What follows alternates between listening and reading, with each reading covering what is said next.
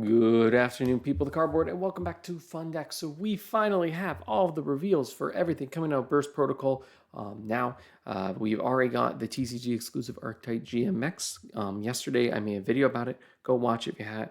So far, everyone thinks it really sucks. I don't think it's quite that bad, but watch the video if you're curious. Before I get into this, please like and subscribe. We're very close to 100 subscribers. It would mean the world to me if we can get there before Valentine's Day. All right, sounds good. So let's get into it. Now, YG Organization, shout out to them. They've kind of batched all the TCG exclusive cards by what archetype they kind of work with, which is pretty cool. So first off, what they have are Tistina support. So we already went over this card yesterday as well in a separate video. Mercurian, the Living Quicksilver. Quick recap, basically, it's a ring 10. It's generic, and on summon, it lets you attach any monster from your deck to it, and then you have to detach an end phase or take 3k. As long as it has material, your opponent cannot activate the effects of monsters that have the same attribute as monsters in your graveyard. So it's kind of a floodgate. A lot of people think it's really good. I think it's, I gave it a 3 out of 5. All right, but now it was also an Aqua, was kind of the weird thing. I thought it would be an illusion, but it makes sense because the rest of the cards support Aqua. That's why it's a Tistina support. So we have Vodnika, I'm going to call it Vodka, the Fountain Spirit. It's a level 10 light Aqua effect monster, attack 2k, defense 21. If a level 10 monster is sent to the graveyard except Vodka, except you can special this card from your graveyard if it was there when the monster was sent, or hand, even if not, in defense position, but banish it when it leaves the field. And then you can target one level 10 monster in your graveyard, special summon it to your opponent's field, but negates effects, then draw one card. Now, I'm not a huge Tistina expert, but this is pretty cool. This just is like generic level 10 / ring 10 support. I think this card seems pretty nifty. I know that Tistina does send a lot of stuff. If I recall correctly, their big monster, and I built this up, the big one that's like a huge combo, they're Miasma Dragon. It locks you into summoning only Tistinas from hand or grave for the rest of the turn. All right, which is weird because like that's exactly when this card would proc. And I think that's a starter for the deck. So like I don't quite know how these conflict. I'm going to wait for Peeps to really look at and like give his opinion. But I think just as a like generic ring 10 monster and like giving your opponent a useless level 10 is pretty cute. It shuts off a lot of hand traps.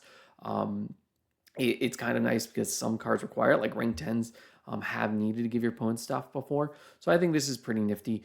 Right now I'm going to just give it a 2 out of 5. Yeah, we've really leveled up our budget here at Fundex. 2 out of 5 on the phun-deck-o-meter.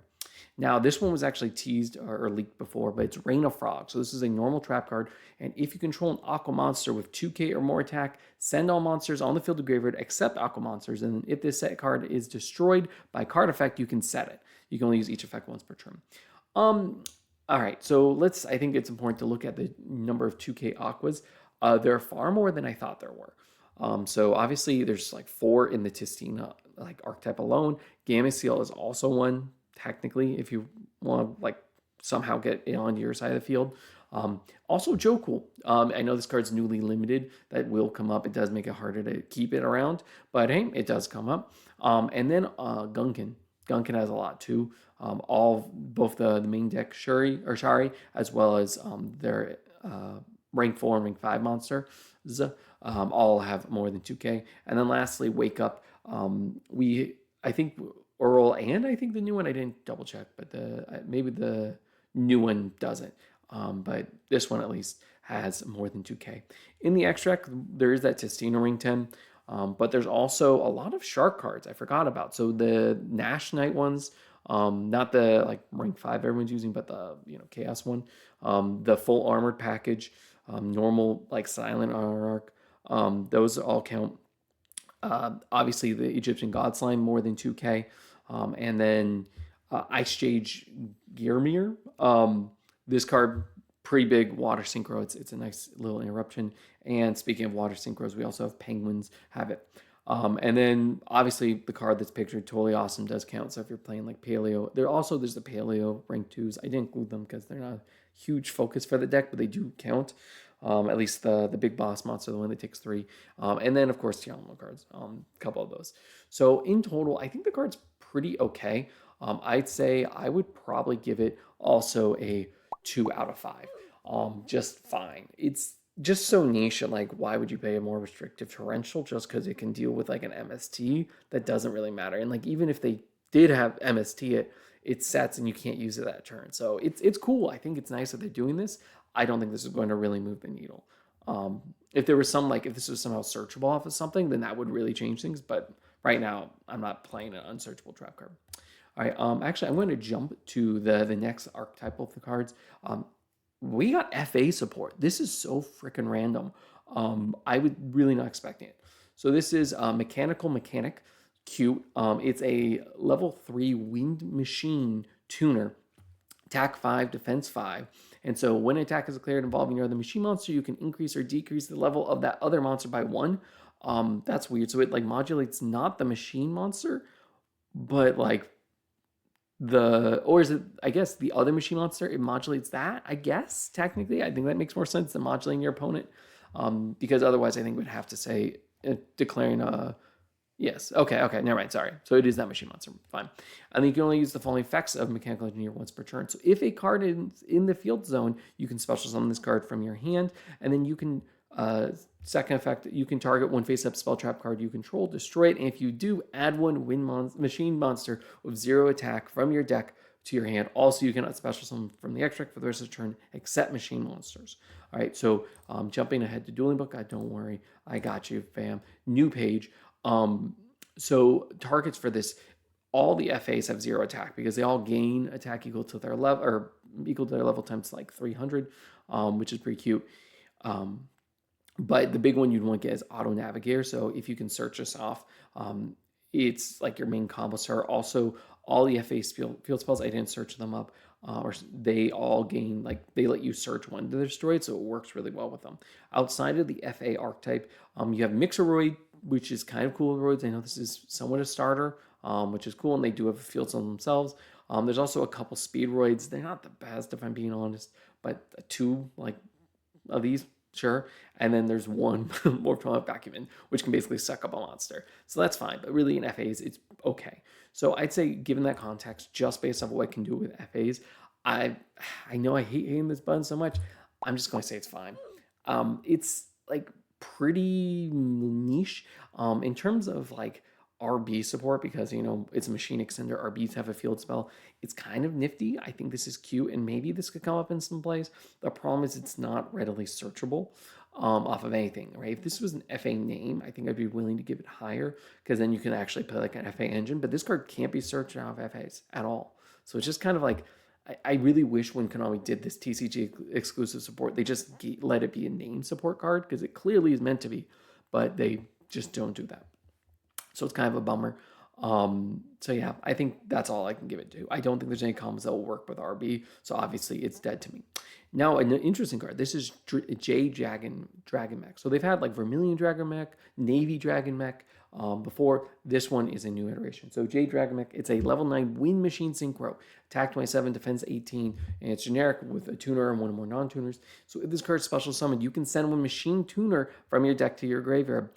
Or if you control a monster whose current level is different from its original level, you can special summon instead. You can only use this effect of J Dragon Mech once per turn. If this is synchro summon, or if this synchro summon card is destroyed by card effect and sent to the graveyard, you can banish a number of tuners from your graveyard and then target the main cards on the field, destroy them.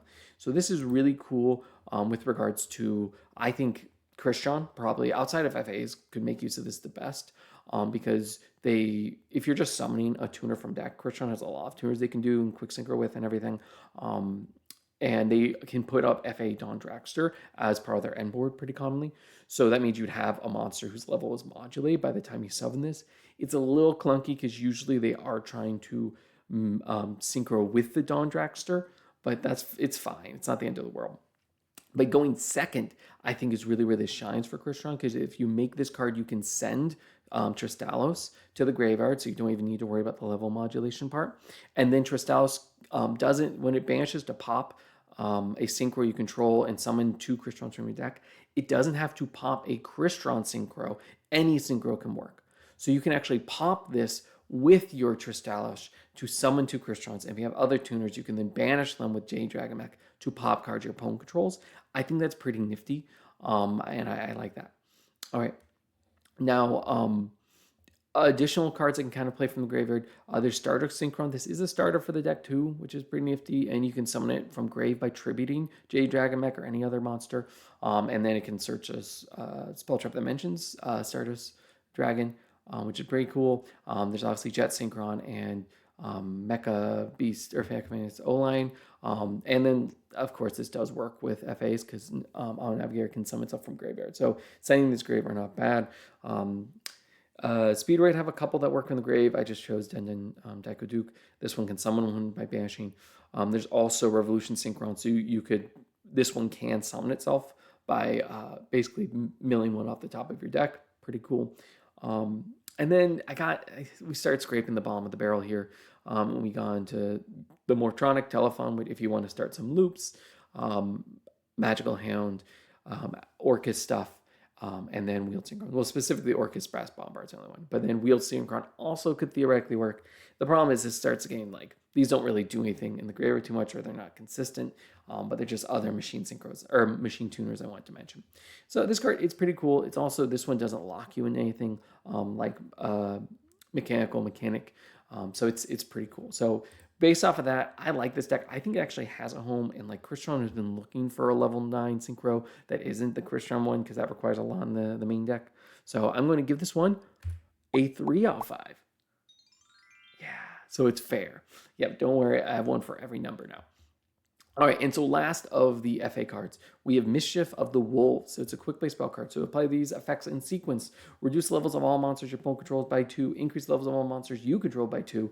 And then during the main phase, this is cards in the graveyard because it was sent here this turn. You can target one face-up card you control, destroy it, and if you do, add this to your hand. You only use this effect once per turn. So you can activate a second copy of this if you want. This is really cool for FA, I'm going to admit. I think the question I have is whether or not you could actually use this effect if like you couldn't resolve either of these effects. I don't think you could. I think you don't need to necessarily, like, your opponent doesn't need to have a monster, so you don't have to reduce their levels or anything.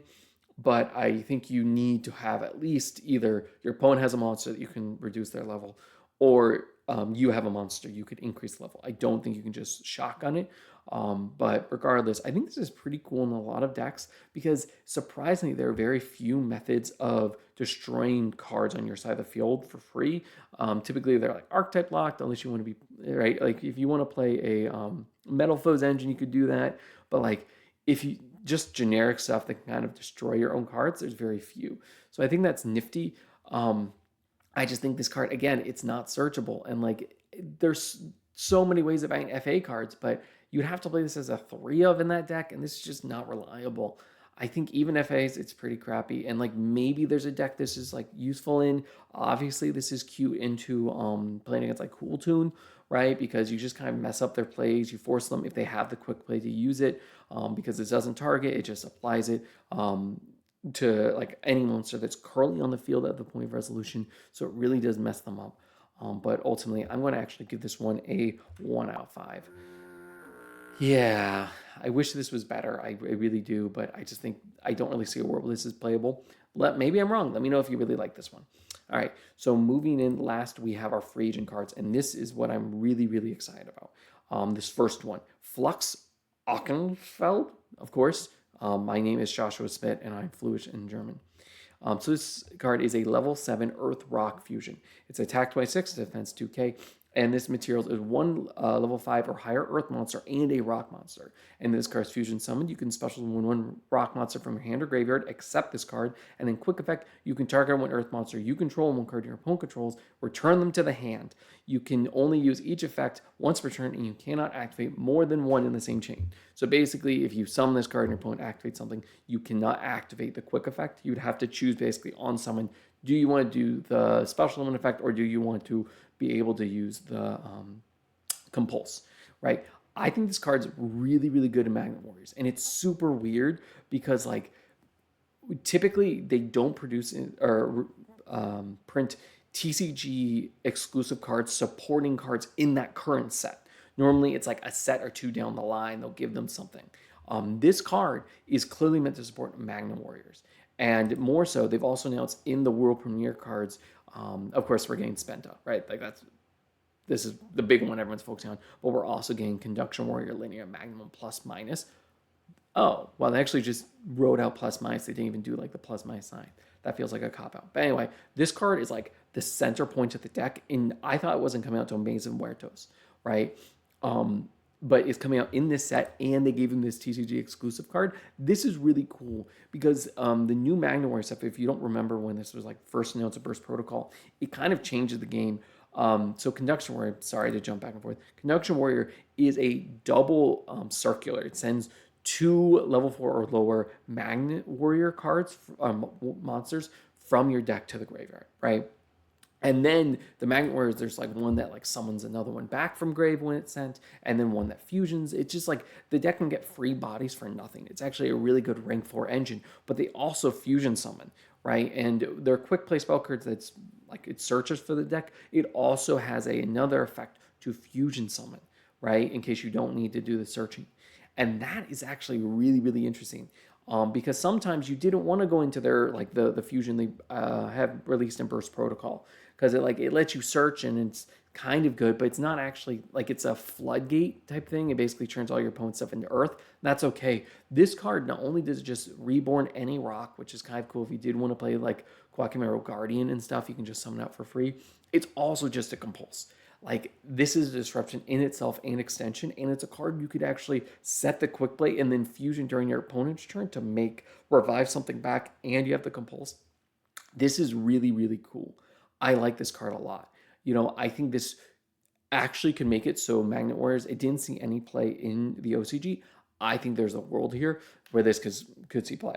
And so honestly, it probably deserves a 3 out of 5 on the phun-deck-o-meter, but because I'm really excited to hit all these different buttons and show them off, I'm going to give it a 4 out of 5. I think this card is fantastic. I'm really, really jazzed. I'm probably overhyping it. Let me know if this card is actually terrible and forgetting something, but I think this is cool and could make the deck at least playable in Genesis. I mean, it doesn't use the links. It doesn't use pendulums at all. So it does have a home there, hopefully. All right. Now we're moving into Shipping Archfiend. So this is a level 3 Wind Tuner. Fiend, it is an Archfiend by name. That's cool. It's attack 0, defense 0. So you can target any number of face-up monster in the field and declare one type or attribute. They become that type or attribute. And then if a monster is special from your opponent's side of the field, I think, while this card's in your monster zone, except any damage step, you can target one monster on each field with the same type and attribute from each other, return them to the hand. You use each effect of this card once per turn. This is terrible. I'm not going to go into it anymore. This is pack filler. Yeah, it's a bummer. And it's just one of the things that, like, it's cute that it's an Archfiend, but Archfiend really isn't an archetype, kind of ironically, because it's, has arc in the name. But no, it is completely unplayable. They would never use this. It's like nice theoretically. You could turn this into a light fiend, or you can just, play any of the other light fiends. This is really, really bad. But hey, maybe I'm missing a combo where this can be like summoned, but I don't think so.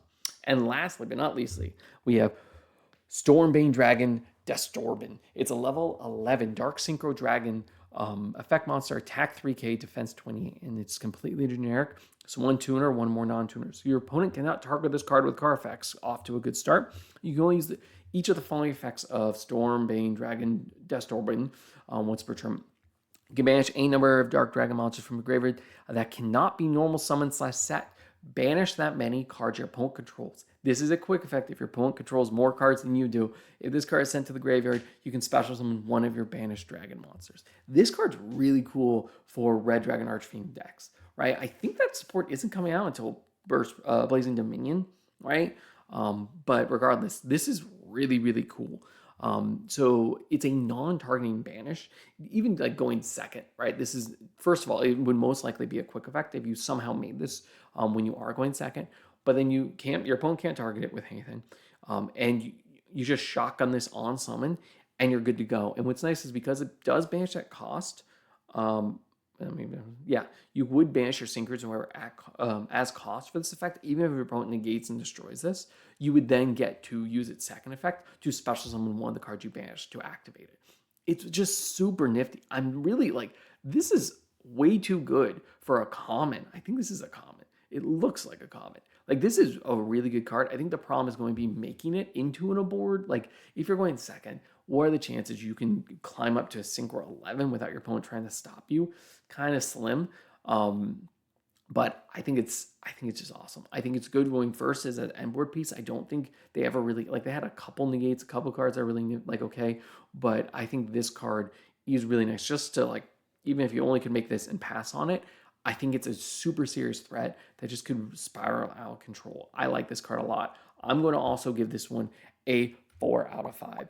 I think this is fantastic. But hey, that's my opinion. That's all the cards I have for you today. Let me know how you like the sound effects. I spent a embarrassing a long amount of time working on them.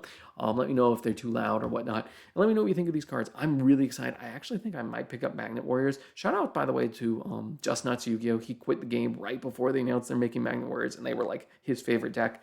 They definitely inspired me to make my channel. Anyway, but yeah, let me know what you think. Let me know if I'm forgetting anything about these cards, if somehow I misread them or I overshot them. I love getting criticism. I love hearing about it in the comments below and starting mini arguments with you there. Anyway, that's all I got for you today. It's phun-deck signing out. Bye.